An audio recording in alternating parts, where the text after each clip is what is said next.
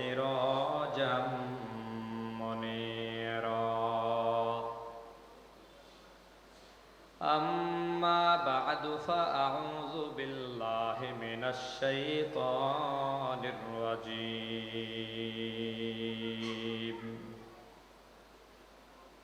بسم الله الرحمن الرحيم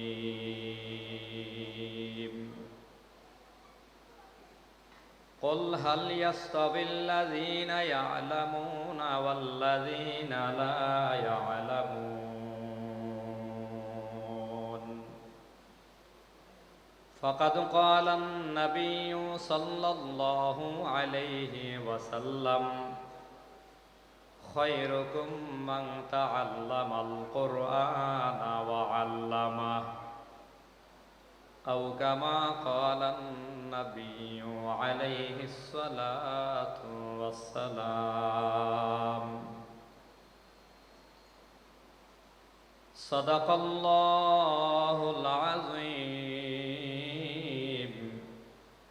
وصدق رسوله النبي الكريم ونحن على ذلك لمن الشاهدين والشاكرين والحمد لله رب العالمين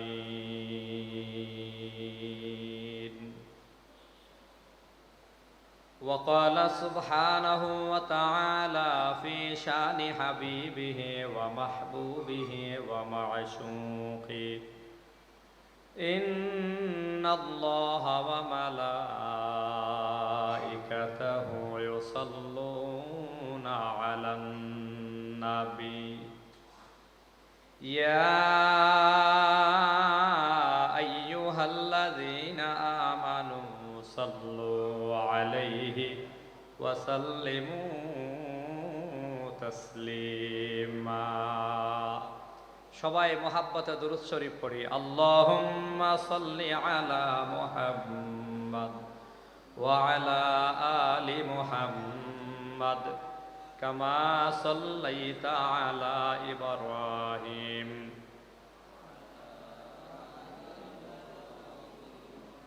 ইন্নাকা হামিদুম মাজিদ اللهم بارك على محمد وعلى آل محمد كما باركت على إبراهيم وعلى آل إبراهيم إنك حميد مجيد بلغ العلا بكماله كشف الدجى بجماله حسنت جميع خصاله صلوا عليه وآله यहाँ हम सब मुसाफिर हैं कब्र आखिर ठिकाना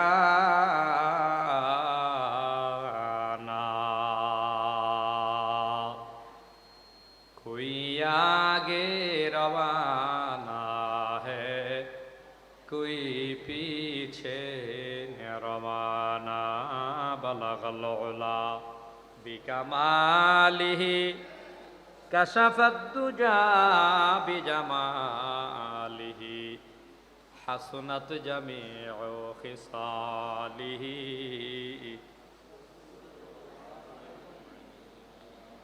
बशनु हाफिज बतु गोयम के गुलताजा नमी मानद अगर मानद शबे मानद शबे दिगर नमी मानद गुलज गुलशन जुदा गशता तरो ताजा नमी मानद अगर मानद शबे मानद शबे दिगर नमी मानद हिजाबे नो आरो सादर बरे शौहर नमी मानद अगर मानद शबे मानद शबे दीगर नमी मानद अगर मानद शबे मानद शबे दीगर नमी मानद हमेशा इज्जत महमा बक खाना नमी मानद अगर मानद शबे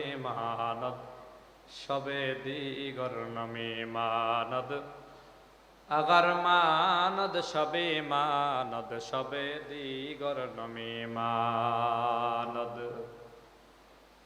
আলহামদুলিল্লাহ, ঐতিহ্যবাহী মৌলভীবাজার জেলাধীন কমলগঞ্জ কওমি মাদ্রাসা উন্নয়ন পরিষদ কর্তৃক আয়োজিত আজকের এই ইসলাহী মাহফিলের মোহতারাম শ্রদ্ধাভাজন সম্মানিত সভাপতি মুআজ্জাজ ও মুকাররম দিগার হযরত ওলামায়ে কেরাম, আজিজ তোলাবা, মুরব্বী বাবারা, যুবক বন্ধুরা, পর্দার আড়ালে বসা শ্রদ্ধেয়া সম্মানিতা মা ও বোনেরা,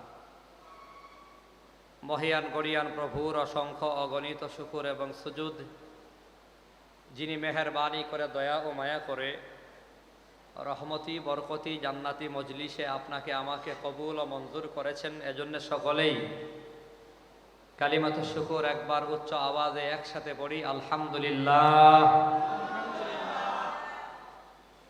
আজকের এই প্রোগ্রাম আমাদেরকে জানান দিচ্ছে কওমি মাদ্রাসার আকাবির ওলামায়ে কেরাম ঘুমিয়ে যাননি, জাতিকে ভুলে যাননি। জাতিকে যেভাবে পাহারাদারি করেন, বিগত দিনে করে আসছেন, এখনো করছেন, ভবিষ্যতেও করবেন। খুবই অল্প সময় কথা বলার সময় আমার হাতে। আমাদের আজকের প্রোগ্রামের মধ্যমণি ওয়ালি ইবনে ওয়ালি আল্লামা শায়েখ মুফতি ওয়ালিউর রহমান সাহাবজাদায়ে বরুণী, তিনি অল্প সময়ের মধ্যে আসবেন, কথা বলবেন, দোয়া করবেন। আমার আগে সুলতানুল ওয়াইজিন, এদেশের লাখো কোটি তৌহিদি জনতার হৃদয়ের স্পন্দন, যার কণ্ঠ দেশ থেকে দেশান্তরে, দেশে বিদেশে, যাকে বিশ্বনন্দিত আলোচক বলা হয়, সুলতানুল ওয়াইজিন হিসেবে যাকে সারা দুনিয়ার মানুষ চিনে, তিনি আমাদের সামনে কথা বলেছেন। আল্লামা হযরত মাওলানা খালিদ সাইফুল্লাহ আইয়ুবী সাহেব দামাত বারাকাতুহুম দীর্ঘ 1 ঘন্টা সময়, আসার সময়েও আমার সাথে বলেছিল সর্বোচ্চ 40 মিনিট আমি কথা বলবো। তা আমি বলছি 9:30 পর্যন্ত করেন। উনি আমাকে বলছে সম্ভব না, তারপরেও উনি ওনার আলোচনার আবেগে, আপনাদের বয়ান শোনার আগ্রহ দেখে তিনি আপনাদের সাথে মিশে গেছেন এবং যতটুকু আমি শুনেছি শুরু থেকে শেষ পর্যন্ত আবেগ, মহাব্বত আর ভালোবাসা মাখা কিছু নসিহত আমাদের করেছেন। ভবিষ্যৎ কিছু ওয়াদা, কিছু করণীয় কর্মসূচি এবং কাজের তরিকা আমাদের সামনে বয়ান করেছেন। খুব গুরুত্বপূর্ণ কথা বলেছেন। আল্লাহ তাআলা আমাদের সব ভাইকে মোহতারাম সুলতানুল ওয়াইজিন খালেদ সাইফুল্লাহ আইয়ুবী সাহেবের প্রত্যেকটা কথা অন্তঃকরণে মজবুতির সাথে আমরা যেন বসাতে পারি, একেবারে মৃত্যু পর্যন্ত আমলের সাথে আমরা যেন কথাগুলো নিজের জীবনের পাথেয় হিসেবে মনে রেখে পথ চলতে পারি। আল্লাহ আমাদের তৌফিক দান করেন, সকলেই বলে আমিন। জীবনের হায়াত খুব কম, দুনিয়ার হায়াতটাই তো অল্প। ইনফেরাদি আমাদের প্রত্যেকের আলাদা আলাদা হিসাব করলে আরো কম। এই আসি তো এই নাই, এর নামই হলো দুনিয়া। আজ আসি তো কাল নাই। হঠাৎ করে বিদায় ঘন্টার আওয়াজ, চোখের সামনে কানের উপরে কত মৃত্যুর সংবাদ। হুটহাট মরণের খবর অল্প সময়ের ভেতরে হয় দুনিয়ার থেকে আমরা বিদায় নেব, হয় দুনিয়া আমাদের থেকে বিদায় নেবে। ওলামায়ে কেরাম বলে দুনিয়া এমন এক স্বার্থপর জায়গার নাম যার সাথে প্রেম জমে না। প্রেম করা যায় মাগার প্রেম জমে না। স্বার্থপর দুনিয়া, যার সাথে মহাব্বতের বন্ধন মজবুত হয় না। আপনি যত বেশি মহাব্বত করেন লাভ নাই, হয় দুনিয়া আপনাকে ছাড়বে, না হয় দুনিয়া আপনাকে ছেড়ে দেবে। হয় দুনিয়াকে আপনি ছাড়তে হবে, না হয় দুনিয়া আপনাকে ছেড়ে দেবে। এরই নাম হলো দুনিয়া। আজ আসি তো কাল নাই। সকালের খবর একরকম, বিকালের খবর আরেক রকম। গতরাত সম্ভবত 10টা 11টা পর্যন্ত আমাদের এক নাশিদ শিল্পী শেখ এনাম কসবাতে একটা প্রোগ্রাম করেছে। একসাথে কথা বলেছি, খাওয়া দাওয়া করেছি। সেখান থেকে ফিরতি পথে আমরা ব্রাহ্মণবাড়িয়ায় থেকে গেলাম। আর শেখ এনাম মাধবপুর পার হওয়ার পরই ডাকাতের কবলে আহত হয়েছে। অথচ ডাকাতের কবলে পড়ার 1 মিনিট আগেও জানতো না যে ডাকাত তাকে আক্রমণ করবে আর আহত হবে। এমনই তো হয়, ঠিক না? এমনই হয়। কভি সুখ হ্যায় কভি দুঃখ হ্যায়, কভি সুখ হ্যায় কভি দুঃখ হ্যায়, यही का नाम दुनिया है। अभी क्या था अभी क्या है, दुनिया ऐसी बदलती है। अभी क्या था अभी क्या है, दुनिया ऐसी बदलती है। দুনিয়ার সকাল একরকম হয়, দুনিয়ার বিকাল আবার ভিন্ন রকম হয়। দুনিয়ার শুক্রবারের সাথে শনিবারের কোনো মিল নাই। শুক্রবারে ভালো খবর, আবার শনিবারে মন্দ খবর। কখনো কখনো এমন কাছাকাছি খবর চলে আসে, 1 মিনিট আগে খুব ভালো একটা সংবাদ আসছে, তো 1 মিনিট পরে মন্দ সংবাদ কানের ভেতর ভাসে। হঠাৎ করে দুনিয়ার ভেতর থেকে সুখ যেমন কেমন ভাবে আলাদা হয়ে যায়। এরই নাম এক দুনিয়া। মনে চাইলেই দুনিয়ার সুখ আর শান্তি সব সময় ধরে রাখা যায় না। কেমন জানি দুঃখের একটা সাগরের ঢেউ এসে আমাকে ধাক্কা মেরে তু দুঃখের সাগরে ভাসাইয়া দেয়। হায়াত নামের জিন্দিগি কম, বলে এই আছি তো এই নাই। দুনিয়ার ভেতরে খের কোটা দিয়াও যদি ঘর বানানো হয়, 1 বছর থাকা যায় তো আশা করা যায়। কিন্তু হায়াত নামের জিন্দিগি নিয়ে 1 বছর থাকা যাবে আশা করা যায় না। 1 মাসের আশা নাই, 1 সপ্তাহের আশা নাই, 1 দিনের আশা নাই, 1 মিনিটেরও নাই, 1 সেকেন্ডেরও নাই, নিঃশ্বাসের নাই। কথা পায় না জোরা কর, নিঃশ্বাসের নাই, নিঃশ্বাসের নাই বিশ্বাস।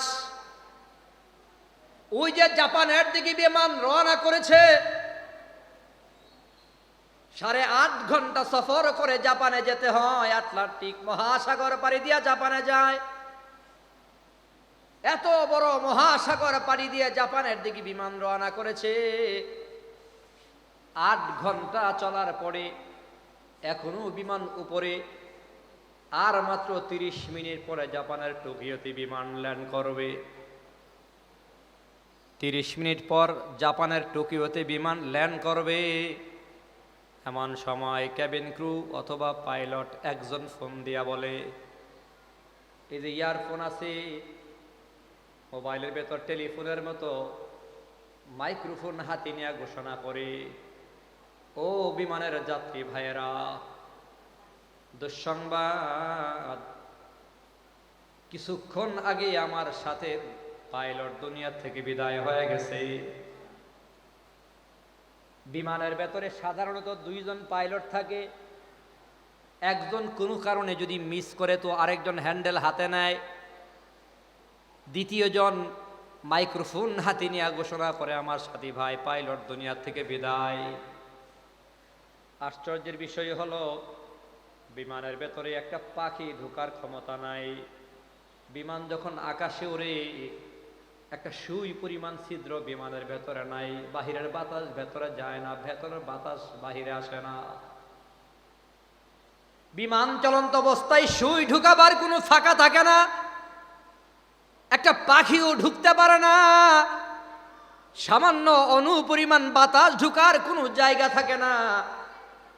ওই বিমানের ভেতর মালাকুল মউত দল বল তার সাথী সঙ্গী সহ, মালাকুল মউত তার সাথী সঙ্গী সহ দল বল সহ সদল বলে বিমানের ভেতর ঢুকেছেন, আবার পাইলটের রূহ কবজ করে বের হয়ে চলে গেছেন। এর নাম হলো দুনিয়ার হায়াত। আজ আছি তো কাল নাই। মুসলমান সব সময় মনে রাখা লাগবে, বলে ঘুমের ভেতরেও আমার মরণের খবর।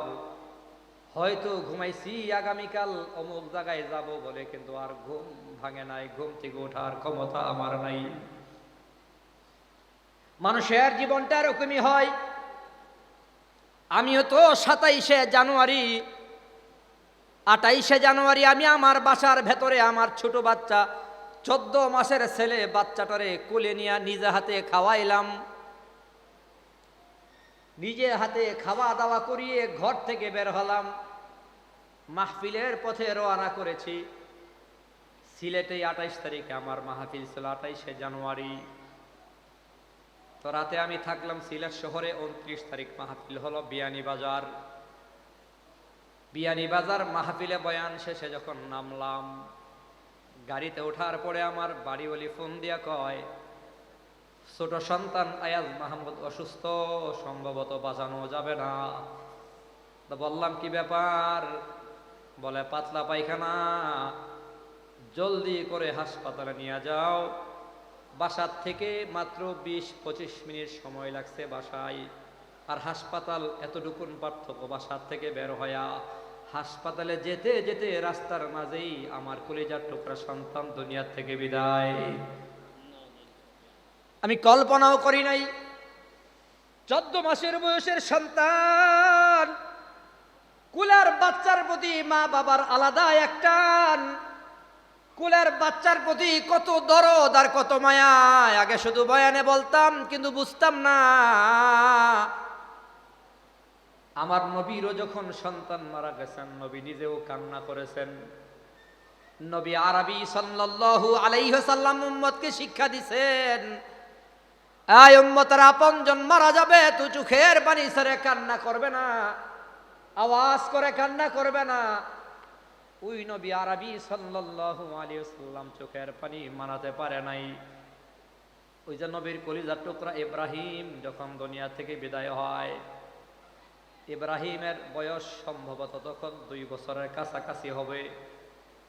আম্মাজান মারিয়া রাদিয়াল্লাহু তাআলা আনহার ঘরে ইব্রাহিমের জন্ম হয়। ইব্রাহিম মারা যাওয়ার পর রাসূলের দরবারে খবর দেওয়া হয়েছে, ইয়া রাসূলুল্লাহ, আপনার কলিজার টুকরা ইব্রাহিম দুনিয়া থেকে বিদায় হয়ে গেছে। আপনার আমার নবী খবর পাওয়ার পর খুব তড়িঘড়ি করে দ্রুত গতিতে রওনা করে বাড়ি আসছে। মারিয়া রাদিয়াল্লাহু তাআলা আনহার ঘরে প্রবেশ করে বলে, মারিয়া, আমার সন্তান কই? আমার ইব্রাহিম কোথায়? সাদা একটা কাপড় দিয়া ঢেকে রাখছে। ইয়া রাসূলুল্লাহ, ওই যে সাদা কাপড়ের নিচে আপনার সন্তান ইব্রাহিম শুয়ে আছে। সাদা কাপড়টা সরাইয়া চেহারার দিকে তাকায় নবী চোখের পানি ছেড়ে কান্দে। আম্মাজান ইব্রাহিম, আম্মাজান মারিয়া রাদিয়াল্লাহু তাআলা আনহা জিজ্ঞাসা করি, ইয়া রাসূলুল্লাহ, পেটের সন্তান আমি হারাইছি, কলিজার ধন সন্তান আমি হারাইছি, আমি তো কান্না করি নাই, আপনি নিষেধ করেছেন বলে তো আমি কান্নাকে নিয়ন্ত্রণ করেছি, কিন্তু আপনাকে দেখি চোখের পানি ছেড়ে কান্না করতেছেন, ব্যাপারটাকে বুঝবার চাই। আপনার আমার নবী বলে, মারিয়া,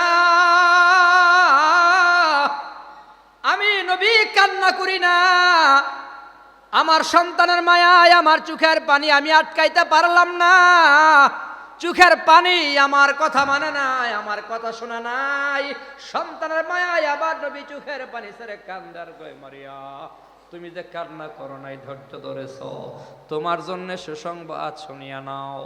জিবরাইল আমিন আল্লাহর পক্ষ থেকে সুসংবাদ জানাইয়া দিছে, মারিয়ারে জানাইয়া দেন কলিজার সন্তান হারানোর পরে যে ধৈর্য ধারণ করেছে, আল্লাহ তাআলার ফয়সালা হলো ইব্রাহিম তার মা মারিয়াকে হাতে ধরে আল্লাহর জান্নাতের মেহমান বানাইয়া দেবে। তো আমিও তো সন্তান হারাইছি, 14 মাসের বয়সের কলিজার টুকরা সন্তান হারানোর পরও হাউ মাউ করে কান্না করি নাই কেন?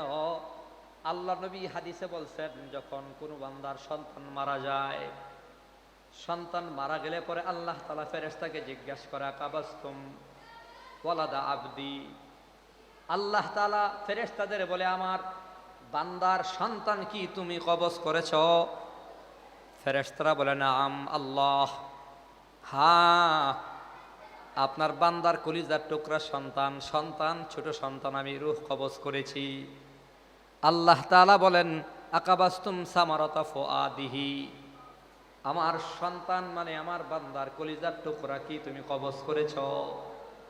আল্লাহ তাআলা নিজে বলেন আকাবাস্তুম সামারাতা ফুআদিহি, আমার বান্দার কলিজার টুকরা কি তুমি কবজ করেছো? ফেরেশতারা বলে নাম। আল্লাহ তাআলা তখন ফেরেশতাদের জিজ্ঞাসা করে, তখন আমার বান্দা কি বলছে জানবার চায়? তখন ফেরেশতারা বলে হামিদাকা ওয়াস্তারজা, আল্লাহ আপনার সন্তানের সন্তান আপনার বান্দার সন্তান যখন আমি কবজ করলাম, আপনার বান্দার কলিজার টুকরা যখন আমি রূহ কবজ করলাম, তখন আপনার বান্দায় আপনার প্রশংসা করেছে, আর ইন্না লিল্লাহি ওয়া ইন্না ইলাইহি রাজিউন পড়েছে। বেজার হয় নাই, আল্লাহ আপনার উপর রাগ করা নাই, গালাগালি করা নাই, আপনার প্রশংসা করেছে। আল্লাহ তাআলা খুশি হয়ে কয় তাহলে আমার বান্দার জন্যে বনু লিআবদি বাইতান ফিল জান্নাহ, আমার বান্দার জন্যে জান্নাতে একটা ঘর বানায়া দাও, আমার বান্দার জন্যে জান্নাতে একটা ঘর বানায়া দাও। এজন্যে সবর করি, ধৈর্য ধরি।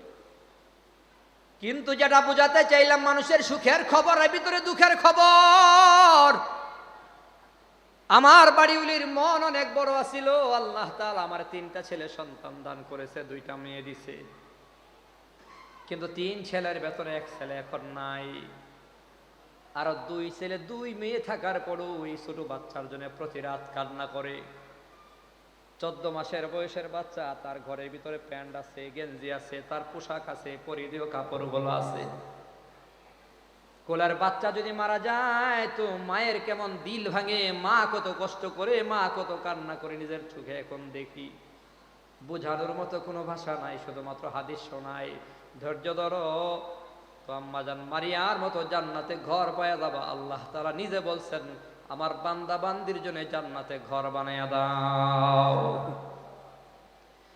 মানুষের জীবনটা এরকমই হয়, হায়াত বড় অল্প, আজ আসি তো কাল নাই, সকালে আসি বিকালে নাই, এই তো এরই নাম হলো দুনিয়া। দুনিয়াতে আজ আসি তো কাল নাই, হায়াত নামের গাড়িটা নিয়ে মরণ নামের স্টেশন পর্যন্ত যাওয়া লাগবে, কোনো সন্দেহ নাই। মরণ যত দূরে আর কাছে হোক না কেন, মরণ থেকে বাঁচার ক্ষমতা দুনিয়ার কারণেই মরা লাগবে। তবে কোন দিন মরব দুনিয়ার কেউ জানি না, মরা তো লাগবেই। হায়াত নামের গাড়ি নিয়ে মরণ নামের স্টেশন পর্যন্ত যাওয়া লাগবে। শর্ত হলো গাড়ির ভেতরে, গাড়ি যখন যাবে তো গাড়ির ভেতরে 2টা জিনিস মজবুত করে সাজায় আনাও। ওলামায়ে কেরাম বলে ঢাকা যদি কোনো গাড়ি নিয়ে রওনা করো, মৌলভীবাজার থেকে গাড়িটা ঢাকা চলে যাবে, কিন্তু গাড়ির ভেতরে 2টা জিনিস মজবুত করে সাজাতে হবে।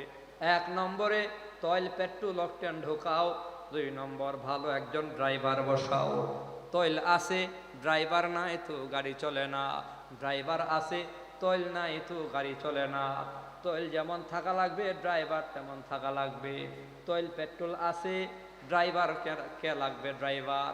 ওই ড্রাইভার যে লাগবে, ড্রাইভার কিন্তু একজন ভালো মানের ড্রাইভার থাকা লাগবে।